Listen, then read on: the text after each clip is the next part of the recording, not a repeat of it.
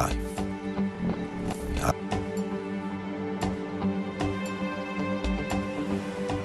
Above as well as under the water. Sperm whales, schools of mobula rays, blue sharks find rich feeding grounds in the channels between the islands.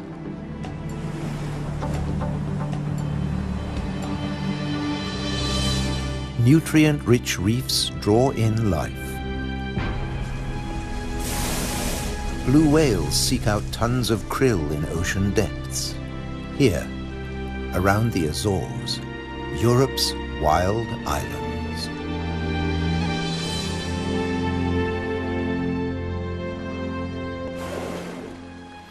A family of false killer whales cruise the ocean on the lookout for prey. A blue shark patrols alone. Shoalfish confuse single predators. But when they meet false killer whales, the water boils. An individual false killer whale dives down with its prey.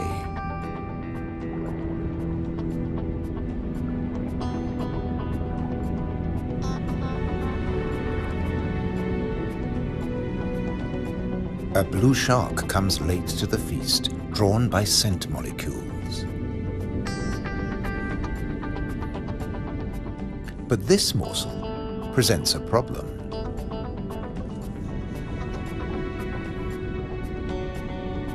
With jaws not made for chewing, it'll never swallow this tail fin.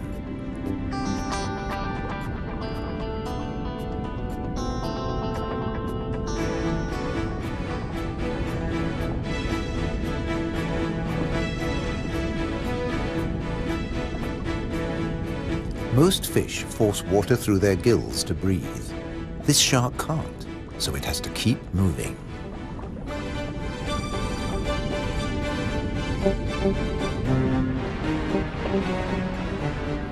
Near the surface, another blue shark is demolishing a tuna.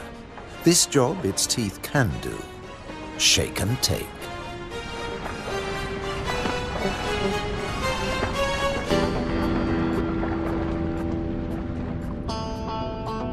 Fragments streaming from its gills float to the surface. A little extra for the seabirds.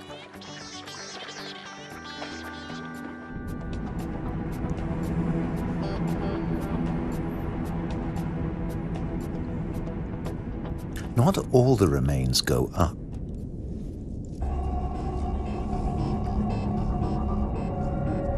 Spread by the current, the scent draws a moray eel from its cave.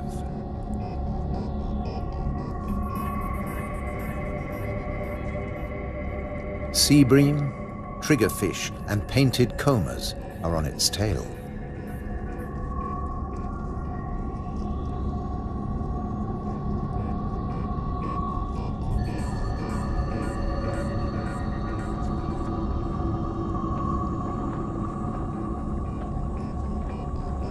The ocean around the Azores is not short of flesh.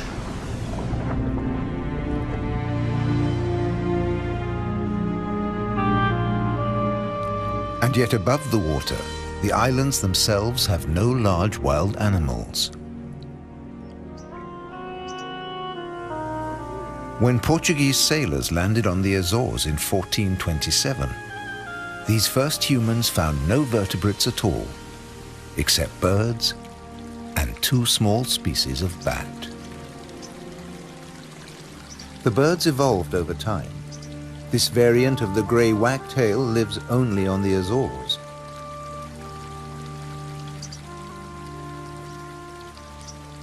With head feathers a different color from its European relatives. Whole islands have changed too.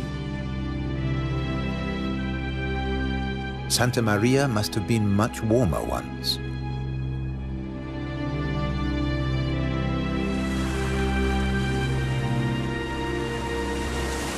Many of these ocean fossils belong to extinct species that once lived in warmer waters.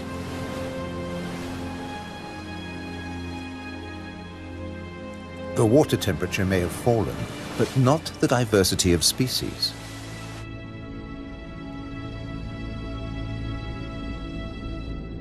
After nearly 6 centuries of human habitation, the seas around these volcanic islands are still largely unexplored.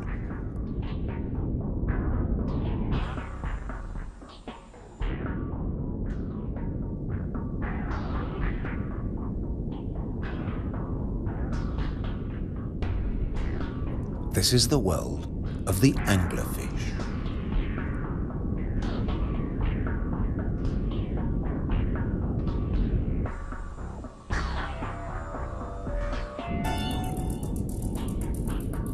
A 1,000 meters down, this pink frogmouth ignores the pressure of 100 kilos per square centimeter. Other deep dwellers are less easy to name.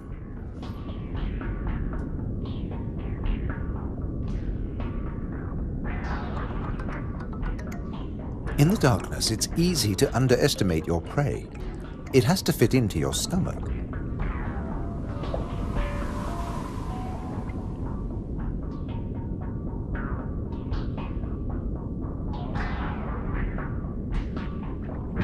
The six-gill is one of the largest deep-sea sharks, but at night it swims to the shallows to feed. The spider crab lives in darkness. It has never seen this kind of light. Nor has its coral community. Beyond the scorpionfish and past the deep-sea sponges, there's an unknown world.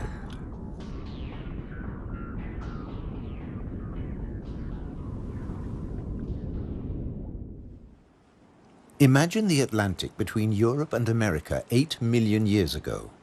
Pressure along the mid-Atlantic ridge forces the continental plates apart. Volcanoes pierce the surface on both the Eurasian and the American side. The Azores.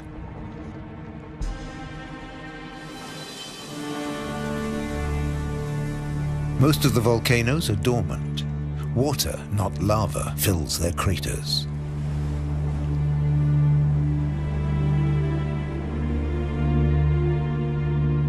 Sometimes only crater edges rear from the sea, worn down by the elements. Spawned by the sea, thereto they will return. For now, it's craters that dominate the landscape. Gases still escape from fumaroles on some of the 1,700 volcanoes. Heat brings water almost to boiling point.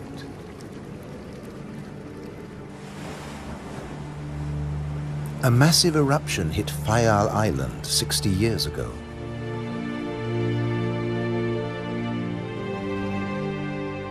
Humans couldn't live in this lunar landscape. Hundreds followed the sun to America. On the volcano's slopes, life had to begin again. Birds were pioneers on naked rock.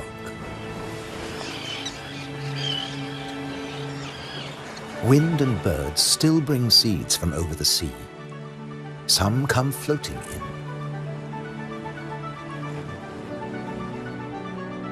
Humans brought the Hottentot fig, and plants create the first soil on bare rock.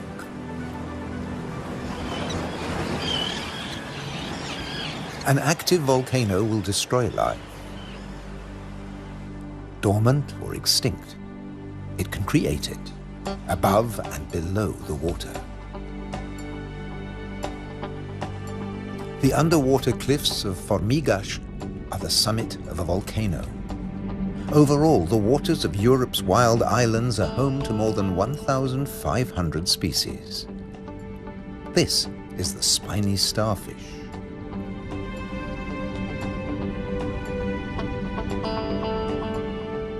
There are 530 fish species, like the damselfish, swarming along reef ledges.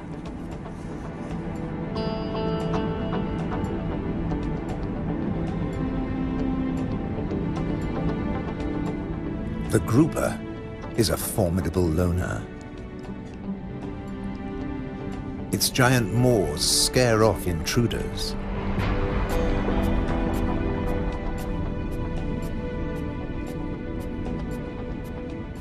The barred hogfish is a lot prettier than its name.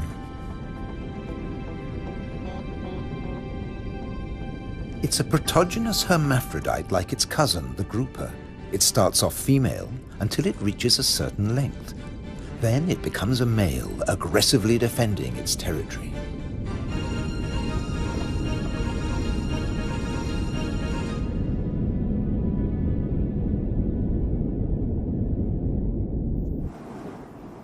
The archipelago's weather changes too, up to 4 seasons in a single day.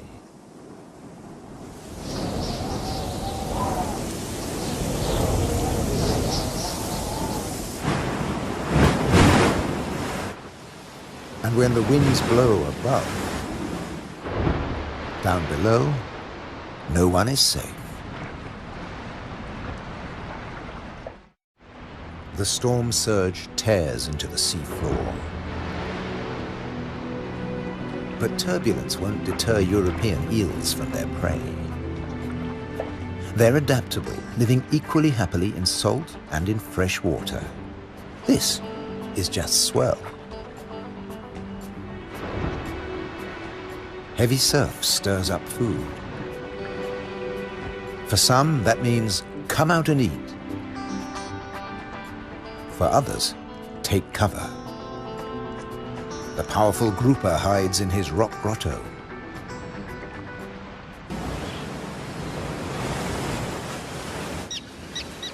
In churning waters, it's tough to spot your prey. But the common terns have no choice.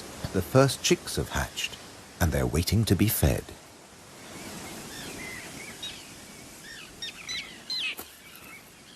Elsewhere, adults are still brooding. The nest, a few pieces of dried grass, hardly visible. The parents sit in turn for 3 weeks. Their beak, both dagger and tweezers, is perfect for catching small fish.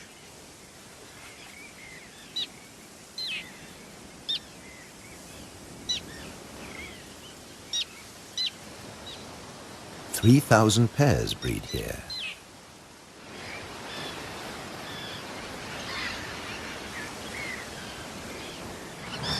Typically, each couple lays 3 eggs.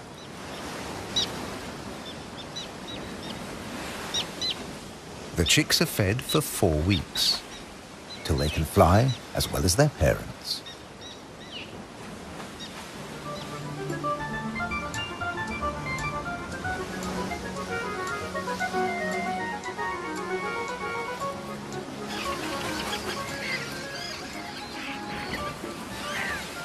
Then they're ready for takeoff on the long journey to South Africa.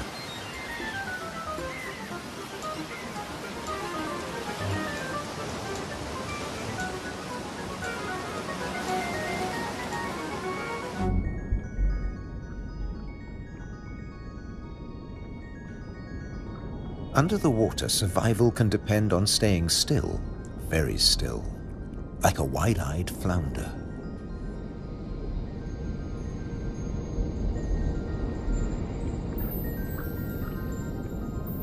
With his general-purpose military markings, the Guinean pufferfish doesn't mind being seen. The Atlantic lizardfish doesn't bother with disguises at all. It simply shimmies into the sand.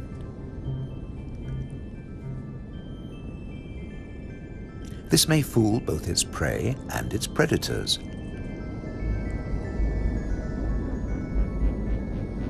But it won't fool the pufferfish patrol.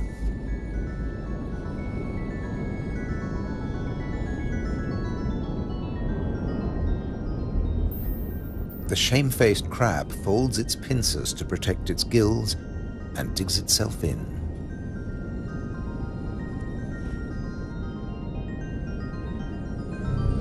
leaving no opening for the plump flatfish.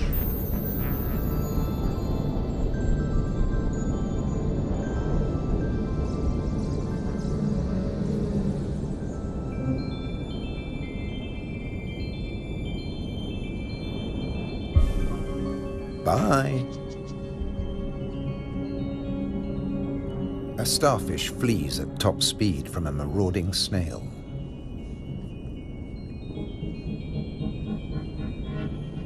The Triton snail feeds mainly on echinoderms like the purple sea star.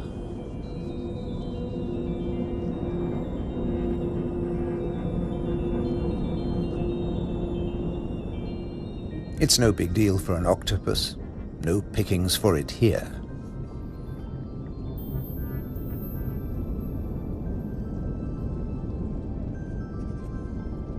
Sacrificing an arm, the starfish gets away.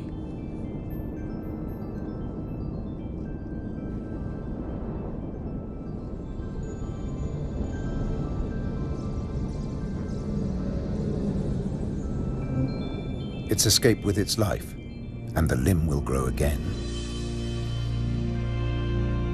These wild islands in the Atlantic are a freshwater reservoir. Vast amounts of seawater vaporize in the warm ocean air, and freed of salt, they unload onto the Atlantic islands.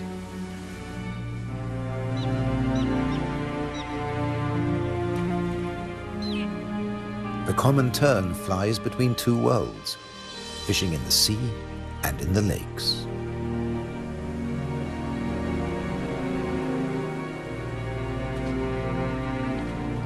Humans brought the freshwater fish to these islands. Water flows straight off the impervious lava rock.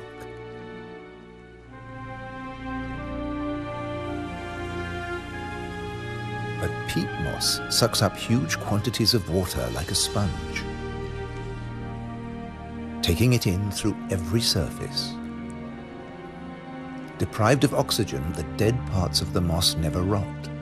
The extremities keep on growing, and the moss colonizes more and more of the bare rock.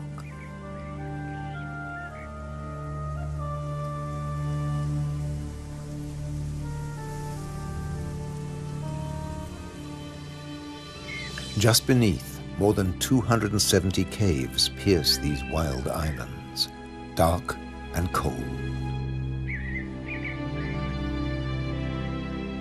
Perfect for isopods, crustaceans that have their breathing organs in their legs.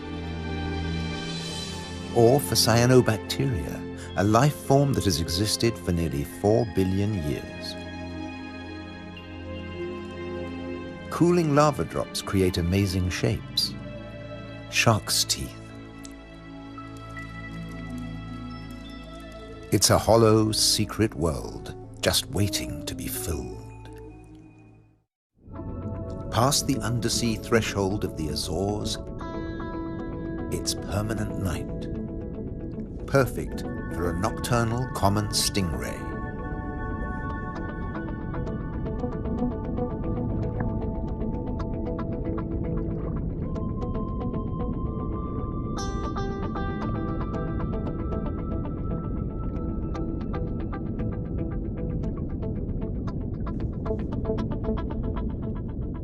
It's not alone here. Sliding over the cavern walls, unicorn shrimp. In the camera light, combers and scorpionfish snatch at their prey.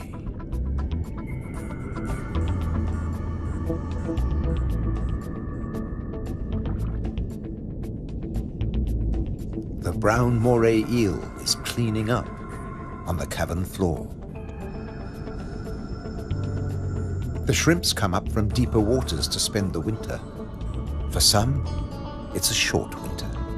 The females packed with blue eggs are especially sought after.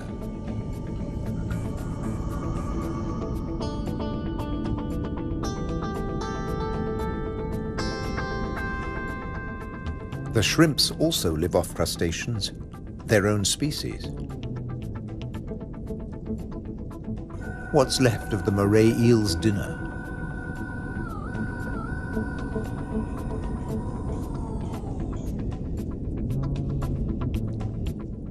First, eat your neighbor, then take time for a spot of grooming.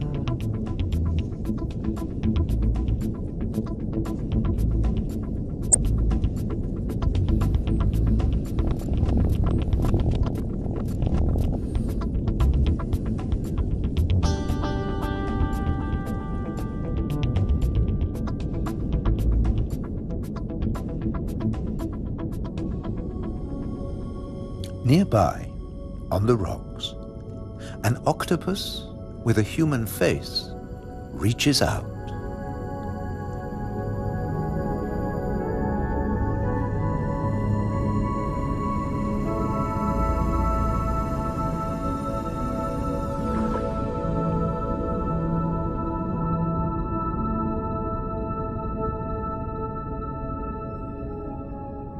The stingray glides back to the ocean.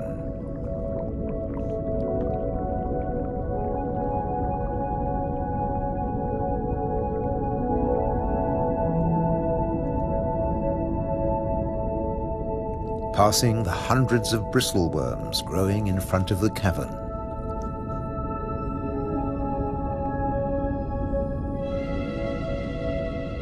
Their tentacles trap particles from the passing current to eat or to construct the tubes they live in.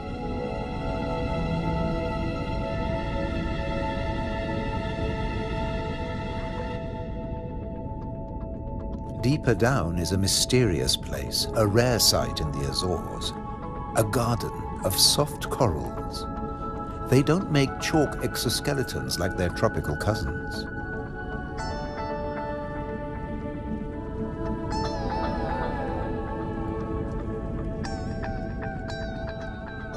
The currents carry plankton down to their home on sunken seamounts.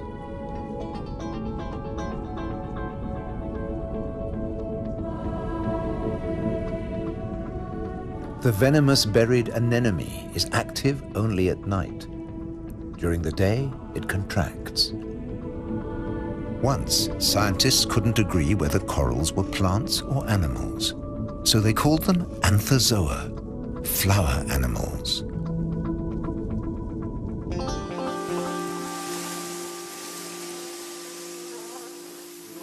No doubt about these. All the flowers on Europe's wild islands arrived from somewhere else. Hydrangeas came from Asia. Natural boundaries between fields. They're a symbol of the Azores.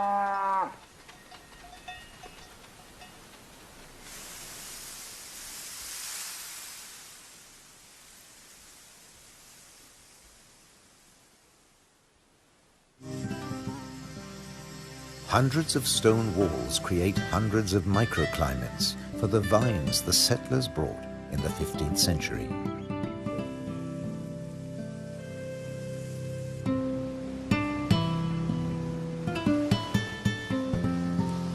"400 years later, the vineyards were abandoned as islanders left for America.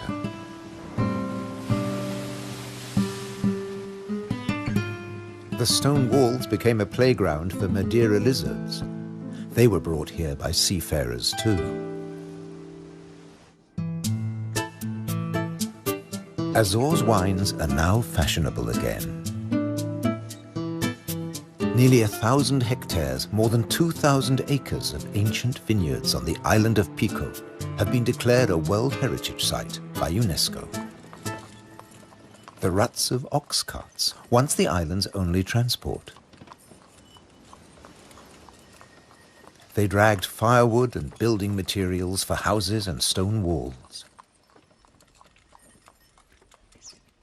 And they carried the new wines down to the coast to ship to Europe, but at a cost. Beneath these waters is the strangest, most dangerous place on the Azores. They call it the Anchor Graveyard. Scores of great iron anchors lying on the seabed. When an Atlantic storm hit, the only way to save your ship from the rocks was to cut the anchor rope fast and dash for the open sea. The iron left behind has become a rusting reef for a multitude of creatures. These anchors are coated by algae and tube worms.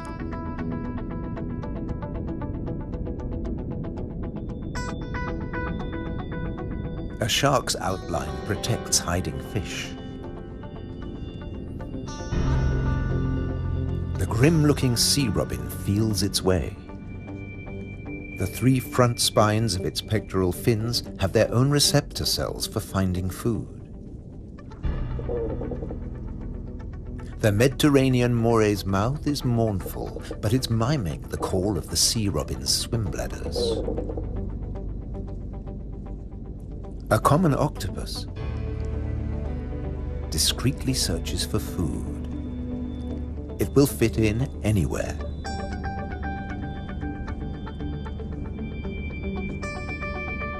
While bearded fireworms clear up the corpses in the anchor graveyard.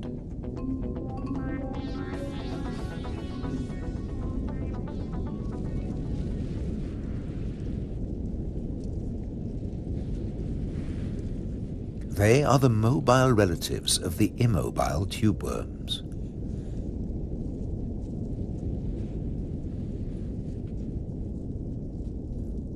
The octopus has found another spot to test its camouflage skills.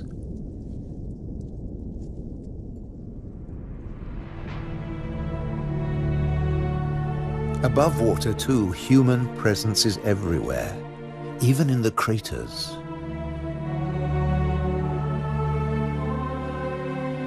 Any straight line means a wall. One that protects the grazing horses and cattle. By keeping the grass short, these domestic animals help the seasonal visitors that have been coming here for thousands of years. The ruddy turnstone digs to find fresh food. Black-bellied plover fly in from Russia on their way to their winter quarters in South America and South Africa.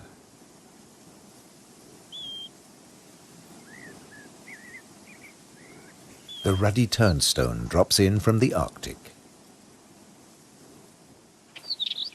The northern wheatear arrived from Canada via Greenland. The American pipit drifted in from North America. The blackbird? Well, it's here all year round. It's an endemic variety. The male is darker and glossier than its mainland cousin. Birds have to transport their own weight. A little body can be a big advantage on a long journey. But weight doesn't matter to other migrants. They're supported by water.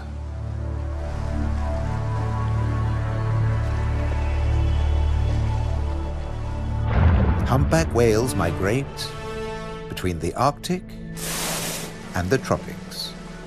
They make a hunchback when they dive, hence the name.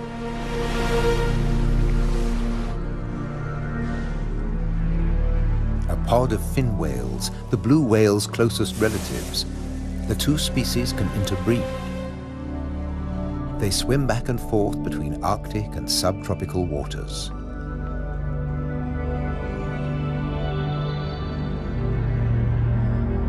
Fin whales and blue whales have their blowhole in the center of their skulls. Sperm whales have theirs on the left.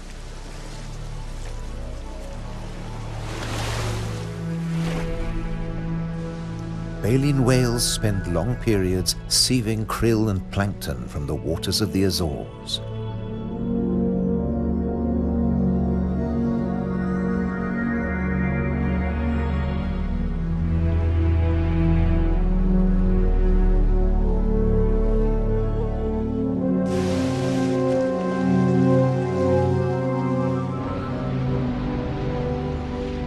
They leave their excreta behind them. It feeds vegetable phytoplankton. Animal plankton eat the phytoplankton, and at the other end of the food chain are fish and the whales themselves. But a great deal of whale food comes from deeper down.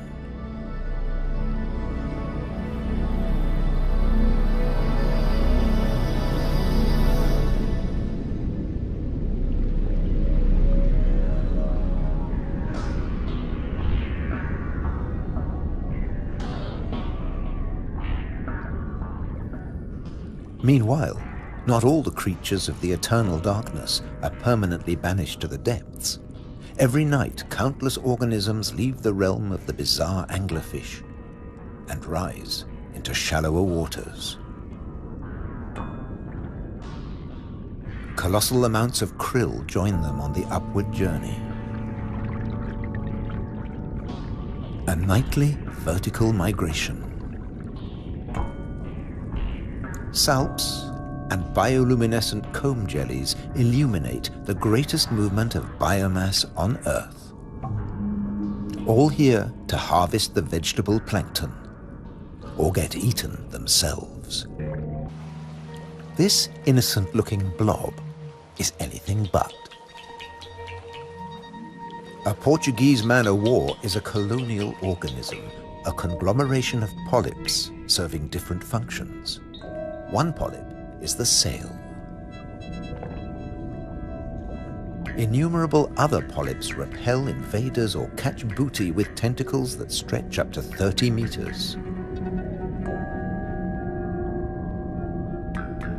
On the right, a salp has become ensnared. Venom from stinging cells kills the prey. The tentacles drag it to the mouth.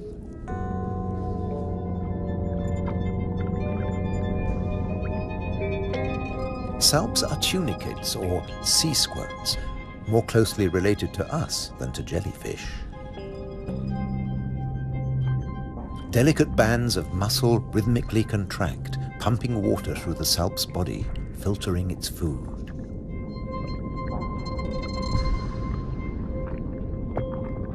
Salps build into chains and can direct themselves through the water.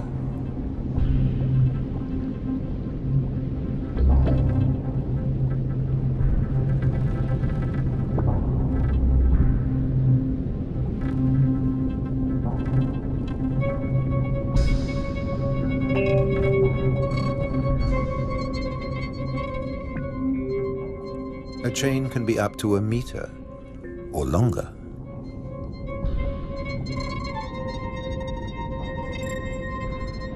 Unlike salps, many jellyfish have venomous tentacles. But they too have predators. They're one of the favorite foods of loggerhead sea turtles. On their 5-year journey from the Florida beach where they were born, they swallow innumerable jellyfish immune to the venom. But there's another hitch. Comb jellies have no sting cells, but in the water they look a lot like drifting plastic.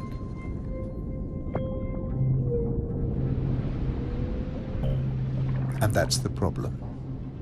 The turtles try to eat plastic, and it kills them.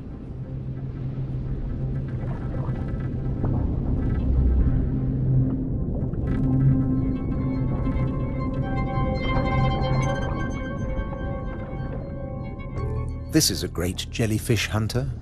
At up to 3 meters in length, the ocean sunfish particularly relishes the Portuguese man-o'-war. But that too catches other jellyfish.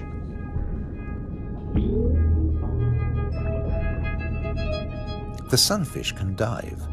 This heaviest of all bony fish tears its prey apart in the depths.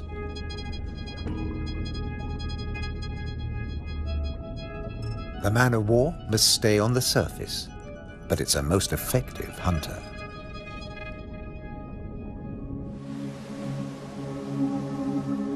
The Cory's shearwater also has a successful strategy, at least in its familiar world.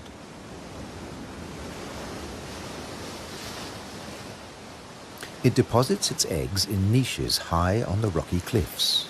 No surf, no high tide can reach its young. But now they face a new danger. Stray cats.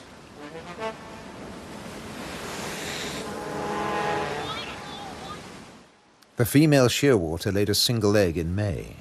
Pity there's only one. Looks like a bad strategy now. They can't adapt to an unwanted gift brought by humans.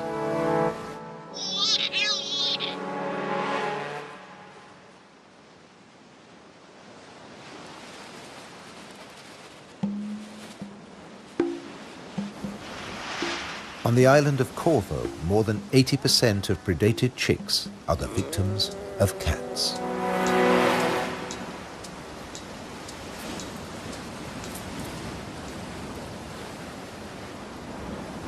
There's nothing the adult birds can do. They spend the whole day out over the sea.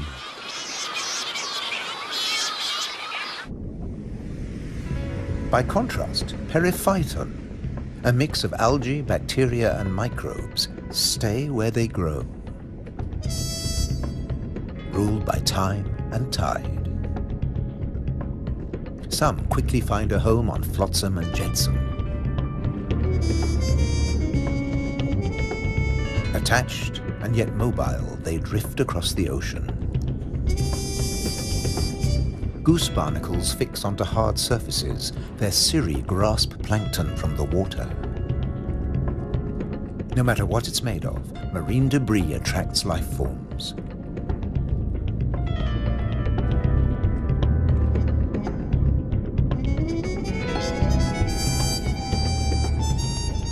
One of the ocean's fastest swimmers likes to stay close to flotsam, the mahi-mahi.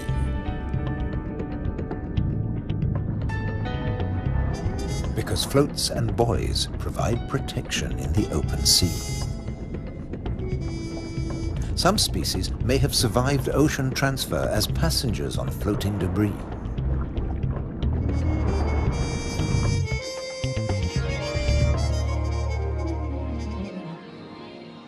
When shearwater breed, dusk brings a deafening chorus. Parent birds calling to their young as they return from the sea.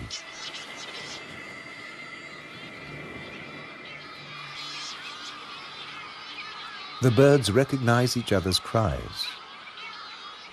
75% of all the world's shearwaters breed in gigantic colonies on the Azores.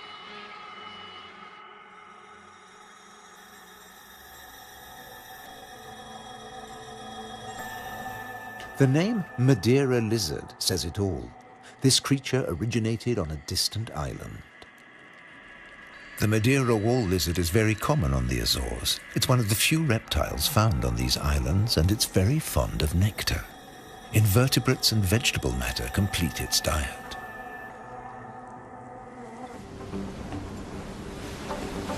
Just across the bay is the domain of a giant. This is the whale shark. The world's biggest fish. That's what 12 meters of muscle and cartilage say about the whale shark. Like mobula rays, it's mainly a plankton eater, but also eats crustaceans and small fish.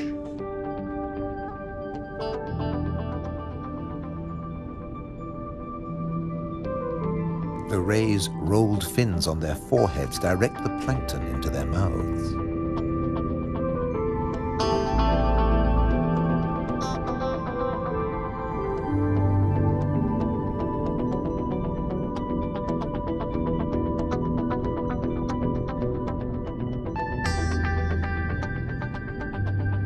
Mobula rays are part of the manta ray family. They cruise in small groups, shadowed by fish using them as cover and picking up their leftovers. Flying in slow motion, the rays dance through the ocean, round the volcanoes.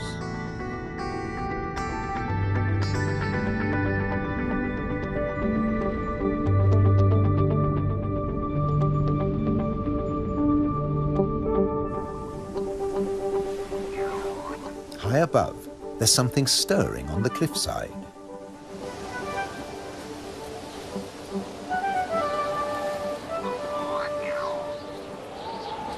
A Cory's shearwater leaves the nest niche for the first time. He doesn't know a thing about flying, but his parents have stopped feeding him. He has to learn to fly as fast as possible, or he'll never have a meal again.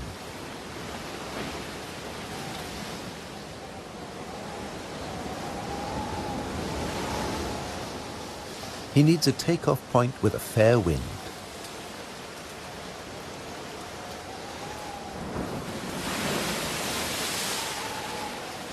Even on the rocks, he looks unsteady.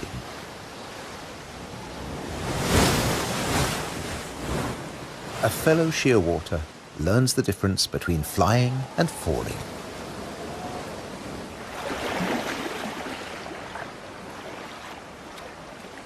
If you're already on the surface of the sea, there's nowhere further to fall. But getting aloft is even more difficult.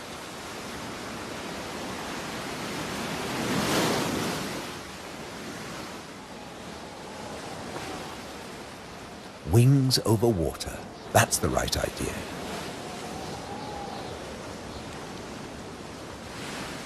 Taking off from the sea in a side wind? Tough even for the experienced.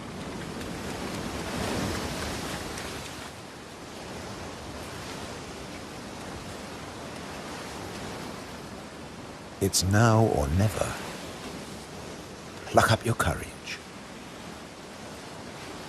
Embrace the wind and off to South America.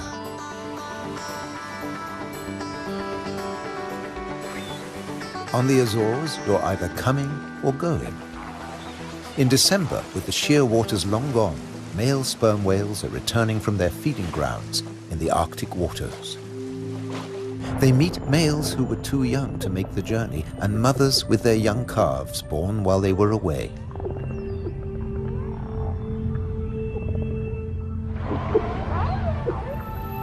While the mother dives for food, her calf stays on the surface.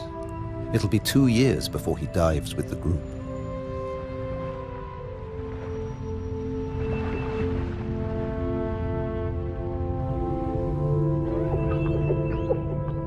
The whales will seek giant squid at a depth of 1,000 meters. At 18 meters and weighing in at 50 tons, sperm whales are the world's biggest toothed whales.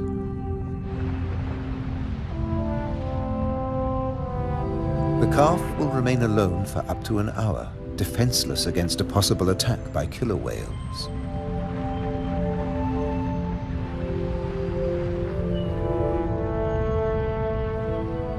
Finally, the group return from the deep.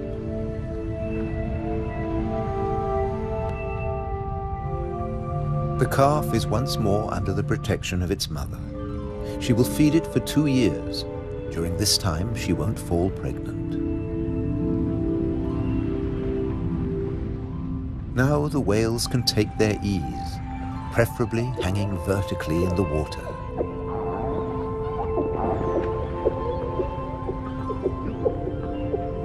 Someday the calf will join the long migration to the Arctic before returning to Europe's wild islands, the Azores.